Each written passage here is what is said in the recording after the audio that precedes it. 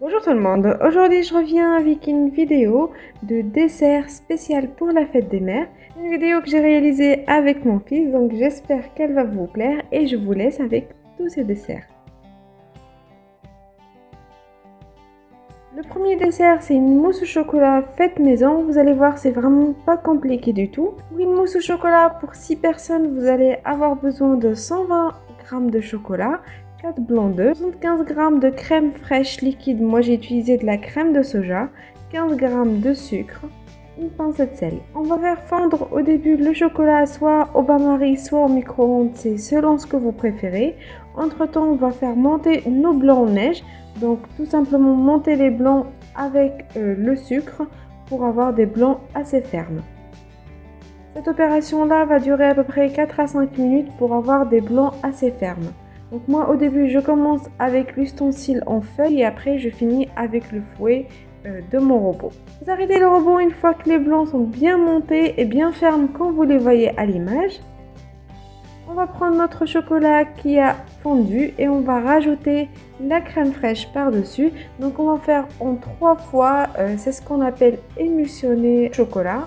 Je me suis rendu compte au fur et à mesure que le bol était beaucoup trop petit pour utiliser le fouet et pour bien mélanger.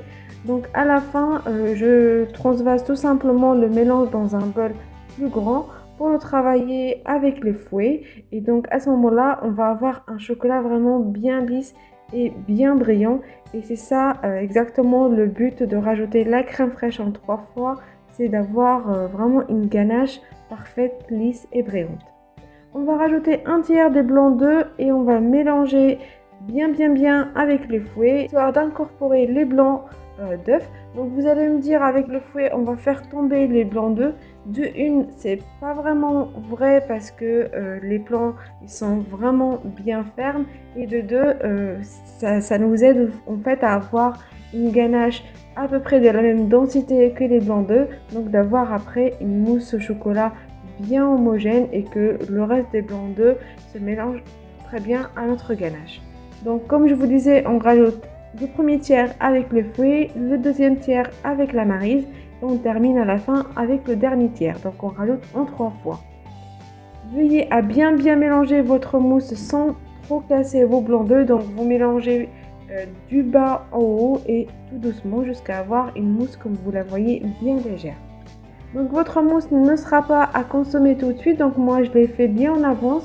Je l'ai laissé au frigo pendant 2 heures et vous voyez que la texture change vraiment. On a une mousse encore plus aérienne, encore plus bonne. Vous pouvez bien sûr la conserver au frigo 3-4 jours pour plusieurs utilisations. Cette première utilisation, c'est en mousse classique comme ça. J'ai rajouté par-dessus quelques petites myrtilles, des baies de goji. Vous pouvez rajouter des framboises, des bananes, ce que vous souhaitez. Et voilà, le premier dessert vraiment très simple est déjà prêt. Le deuxième dessert est un cœur façon layer cake. Donc on va utiliser vraiment des choses très simples, dont la mousse au chocolat qu'on a utilisée pour le premier dessert. On va aussi utiliser un sponge cake. Donc ce jour-là, j'ai testé le sponge cake sans matière grasse du tout et franchement j'étais étonnée parce que c'est très bon. C'est aussi bon que le sponge cake classique. Si vous voulez un sponge cake classique, je l'ai déjà réalisé sur la chaîne. Vous avez déjà une vidéo, donc je vous la mettrai en barre d'infos. Et si vous voulez avoir la recette du sponge cake sans matière grasse du tout, vraiment beaucoup plus sain, n'hésitez pas à me le dire et je vous le ferai très rapidement une petite vidéo pour vous montrer comment faire ça. Donc ce jour-là, j'ai décidé de faire mon layer cake en forme de cœur. Donc j'ai pris tout simplement un emporte-pièce cœur où j'ai coupé 3 morceaux de pâte. Entre chaque pâte et celle d'au-dessus, j'ai rajouté la mousse au chocolat qu'on a déjà. Donc c'est une manière aussi de faire des desserts très simples. Utiliser une base de crème ou une base de mousse pour plusieurs recettes et ça ne donnera pas du tout le même goût parce que le dessert n'est pas le même.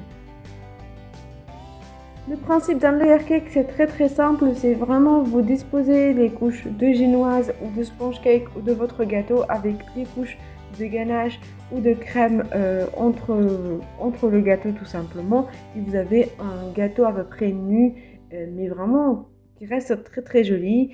Et là, dans le cadre de chocolat avec le sponge cake, c'est très joli comme résultat. On va essayer de lisser le dessus sans être trop parfait parce que c'est comme ça et ça donne encore plus joli. Pour la décoration, j'ai rajouté quelques noisettes, ça allait très bien avec le chocolat. Donc j'ai essayé de le faire en forme de cœur, j'espère que vous voyez bien. Et voilà que mon deuxième dessert est déjà prêt, mon layer cake chocolat noisette. Vraiment très bon et très facile à réaliser. Le troisième dessert, c'est des muffins chocolat banane. Vous allez voir une recette vraiment très simple et super saine, sans sucre raffiné. Donc pour ça, on a besoin de 3 grosses bananes, 250 g de farine, 100 g d'eau, 50 g d'huile neutre ou 50 g de beurre si vous souhaitez, 2 cuillères à soupe de sirop d'agave et une cuillère à soupe de miel, un sachet de levure, 50 g de chocolat. Donc cette recette là aussi vous pouvez la faire sans gluten, absolument elle marche très bien avec de la farine, un mélange tout fait de farine sans gluten, elle est vraiment délicieuse. Vous avez vu que c'est une recette vraiment complètement vegan, complètement saine aussi, sans sucre ajouté et sans trop de matière grasse et elles étaient vraiment très bonnes. Très simple, c'est encore plus simple que les muffins classiques. Vous allez venir écraser vos bananes. Donc moi ce jour-là, elles étaient encore un petit peu mûres, mais j'ai quand même réussi à les écraser. Plus elles sont mûres, mieux c'est et ce sera plus simple pour vous. Je rajoute l'eau par-dessus et je mélange encore un petit peu. Je rajoute 50 g et je pèse vraiment en grammes, pas en millilitres. 50 g d'huile neutre, donc de votre choix, l'huile de pépin de raisin, l'huile de coco, celle que vous préférez. Je rajoute le sirop d'agave et le miel, la levure.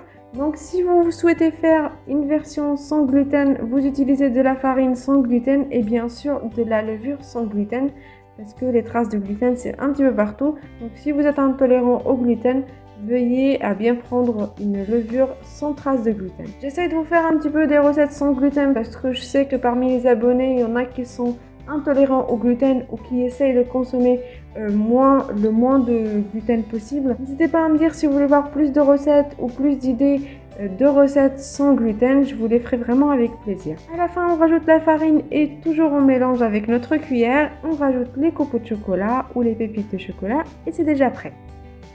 La première version, j'ai voulu la faire dans cette tasse en silicone que je vous ai montré dans un ancien haul un petit peu ancien que j'ai acheté sur AliExpress qui est vraiment très bien, très joli. Je voulais faire un petit peu comme un tea time, ça donnait vraiment très joli. Donc je remplis à peu près un petit peu plus que 3/4, ça lève quand même mais pas trop. Et la deuxième version c'est dans des caissettes classiques. Pour cette recette là finalement je vous conseille vraiment d'utiliser des caissettes en silicone parce que les caissettes en tissu ça retient beaucoup de matière et à la fin il y a vraiment beaucoup de gâchis de matière.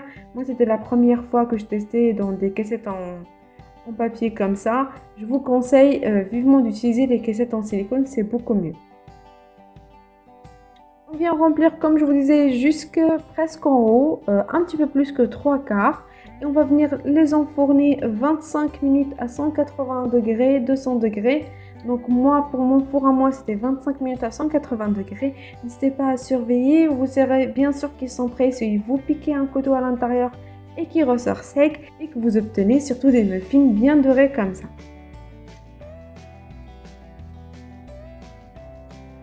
Et pour la première version en petite tasse de thé, la voilà à la sortie du four. Pour la décoration, je fais un petit peu spécial pour la fête des mères. Je prends de la pâte à sucre, du sucre blanc, des ustensiles pour faire des lettres et bien sûr un emporte-pièce. Vous m'avez demandé il y a un petit moment comment je fais les lettres avec cet ustensile là et avec la pâte à sucre vu qu'elle n'est pas très simple à utiliser. Je vous avais déjà montré des lettres dans mon gâteau terrain de foot et je vous avais promis que je vais vous faire ce tutoriel, donc j'ai décidé de l'inclure dans celui-là. Donc vous allez voir, c'est très simple. Vous allez prendre votre pâte à sucre et vous allez prendre votre petit ustensile aussi que j'ai acheté sur AliExpress. Si je trouve le lien, je vous le mettrai en barre d'infos. Sinon, je vous l'avais présenté dans mon haul si vous souhaitez aller voir. Donc je vais venir tout simplement écarter à l'endroit des lettres et faire rentrer la pâte à sucre un petit peu dans tous les recoins. Une fois qu'on a un petit peu partout, on va venir tirer avec nos doigts comme je vous montre à l'image pour enlever l'excédent. Veuillez bien sûr rajouter un petit peu de sucre glace parce que la pâte à sucre avec la chaleur qu'il fait ces derniers jours colle vraiment énormément et elle est un petit peu plus dure à travailler. Je voulais vous dire aussi que la pâte à sucre que j'utilise dans ce tutoriel là, je l'ai achetée chez Action, elle est vraiment beaucoup moins chère que la pâte à sucre qu'on achète au supermarché ou à Cultura ou dans les magasins spécialisés. Je ne sais pas si c'est elle qui est un petit peu trop collante ou c'est la chaleur, mais elle est un petit peu plus dure à travailler pour des petites lettres comme ça. Mais sinon, pour des gros tutoriels, la décoration classique de pâte à sucre, ça marche très très bien et c'est pas cher du tout. Comme vous voyez à l'image, je teste et je rajoute surtout au recoin dans les petits détails de la pâte à sucre. Je vous rassure, si vous réussissez pas à vos lettres dès le premier coup, c'est pas très grave du tout. Mais moi qui en fais souvent, je ne réussis pas dès le premier coup. N'hésitez pas à bien remplir tous les recoins. Vous pouvez aussi laisser votre pâte sécher dans le moule si vous n'avez pas besoin d'utiliser la même lettre plusieurs fois. Mais moi, pour ma part, j'avais besoin du M et du D plusieurs fois, donc je l'ai fait sans laisser sécher. Rajoutez bien sûr au fur et à mesure de la pâte à sucre pour que votre pâte ne soit pas trop collante et que ça soit plus simple à travailler. Comme vous voyez, j'affine un petit peu les bords et je pousse vers l'intérieur pour avoir un bord le plus lisse possible et le plus arrondi possible. Donc une fois qu'on a notre forme à peu près faite, on va venir enlever notre lettre et on va faire ça vraiment très doucement, délicatement pour éviter de casser les lettres. J'avoue que c'est beaucoup plus simple avec le P ou le Q ou des lettres qui sont un petit peu plus épaisses, ou sinon si vous avez un moule avec des lettres plus grandes, ça sera forcément plus simple. Moi les miennes elles sont vraiment minuscules, ça marche très bien pour ces cupcakes là parce qu'on n'a pas forcément une très grosse surface pour écrire le MAM ou le DAD ou ce qu'on souhaite écrire dessus, donc c'est parfait. Mais si vous voulez un tutoriel plus simple, utilisez vraiment un moule qui est plus grand. Habituellement on utilise du fondant spécial pour lettres, mais comme j'essaie toujours de vous montrer des solutions moins chères, là voici la solution d'utiliser de la pâte à sucre que vous avez déjà à la maison pour faire des lettres et vraiment essayez une fois, deux fois, trois fois. Vous allez voir que vous allez les réussir et vous allez être vraiment fiers de vous. Vous voyez que pour le U, c'était beaucoup plus simple parce que finalement, on prend la main et après ça va très vite.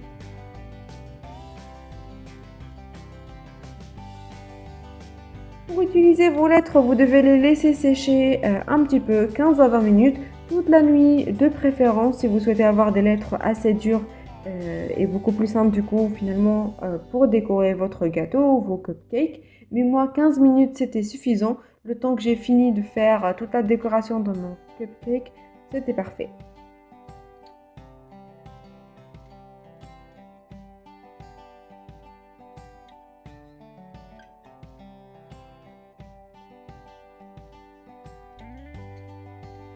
J'ai posé mes lettres sur un petit peu de sucre glace pour pas avoir mes lettres qui se collent finalement à l'assiette et que ce soit beaucoup plus simple à transporter. J'ai voulu faire un petit cœur, mais ça c'est totalement optionnel. Vous pouvez acheter des cœurs déjà tout faits ou sinon mettre les petits cœurs en sucre qu'on achète pour décorer les popcakes ou les cupcakes et que vous allez voir un petit peu plus tard dans la vidéo. Finalement, j'avais pas fait gaffe et j'aurais pu les utiliser. Non, vous venez faire comme une petite goutte comme ça, vous appuyez avec le doigt, vous coupez au milieu pour faire un petit peu comme les deux parties du cœur et vous allez venir affiner un petit peu avec vos doigts pour avoir un cœur à peu près symétrique et un petit peu arrondi sur le côté. Pareil que les lettres, vous allez les laisser reposer un petit peu, le temps d'étaler un petit peu de pâte à sucre blanche pour faire la base de vos cupcakes. C'est très classique, je vous ai déjà montré comment on étale la pâte à sucre et comment on décore les cupcakes ou les gâteaux avec la pâte à sucre. Si vous n'avez pas vu ces tutoriels là, je vous les mettrai en barre d'infos. Donc comme je vous ai déjà dit aussi, moi j'utilise la pâte à sucre uniquement pour décorer mes gâteaux, donc je ne la mange pas parce que c'est beaucoup trop sucré et je vois pas l'intérêt de la manger. Sinon vous pouvez la faire vraiment en couche vraiment très fine si vous souhaitez la manger, mais à ce moment là c'est un tout petit peu plus délicat à travailler. Et pour cette vidéo là, pas de jello, on a décidé de faire un cupcake pour papa. Donc Petit bébé m'a aidé à faire ce cupcake là. Il m'a aussi aidé à faire la mousse au chocolat, surtout en goûtant la mousse au chocolat. Et là, il a voulu appuyer sur les lettres. Parce que si vous voyez aussi des fois les images bouger, et même si j'essaie de faire de mon mieux au montage, c'est que bébé est venu dans mes pattes et qu'il a touché l'appareil photo. Et voilà, notre cupcake est déjà prêt. On va mettre les deux ensemble pour la présentation. Moi, je trouve que c'est vraiment très joli. C'est réussi comme cupcake, c'est mignon et c'est finalement très simple à faire.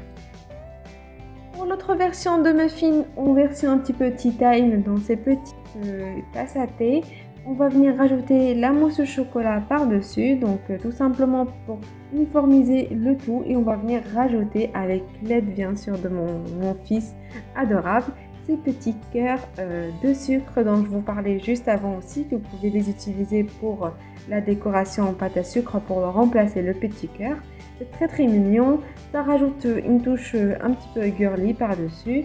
Et nous, on a adoré ça, on a trouvé ça très joli. N'hésitez pas à me dire si vous avez aimé l'idée de la petite tasse et le muffin sur la tasse. Je trouve que c'est mignon et c'est très simple à faire. Donc finalement, même à la dernière minute, vous avez une idée pour la fête des mères et ça fait toujours plaisir aux mamans. Donc voilà nos réalisations pour la fête des mères. Donc je la dédie vraiment à toutes les mamans. Moi, je me le suis faite à moi-même avec mon fils. On s'est vraiment éclaté à les faire. N'hésitez pas à nous dire si ces desserts de la fête des mères vous ont plu, si vous avez trouvé des idées sympas. N'hésitez pas à reproduire ces recettes-là et à venir me dire en commentaire si vous les avez fait, si vous les avez réussi, à me poser toutes vos questions en commentaire, j'y répondrai vraiment avec plaisir et le plus tôt possible. Si vous souhaitez aussi fêter la fête des mères avec vos enfants et faire des tutoriels avec vos enfants, vous pouvez faire les cupcakes mignons qu'on a déjà réalisés ensemble ou les cupcakes la Reine des Neiges, les préférés de mon fils. Ou sinon, un Star Wars, un gâteau Star Wars, ça fait toujours plaisir et les enfants s'éclatent vraiment à faire ces choses-là. N'hésitez pas à me dire si toutes ces idées-là vous ont plu, si ça vous a donné du coup des idées, des suggestions de desserts pour la fête des mères, que ce soit pour l'occasion de la fête des mères ou pour lui faire vraiment tout simplement plaisir. N'hésitez pas à regarder mes dernières vidéos si vous ne les avez pas encore fait. Bien sûr, à vous abonner en cliquant juste là, juste en bas. C'est très simple, c'est rapide et comme ça vous serez au courant de toutes les nouveautés. Et moi je vous laisse et je vous dis à très bientôt.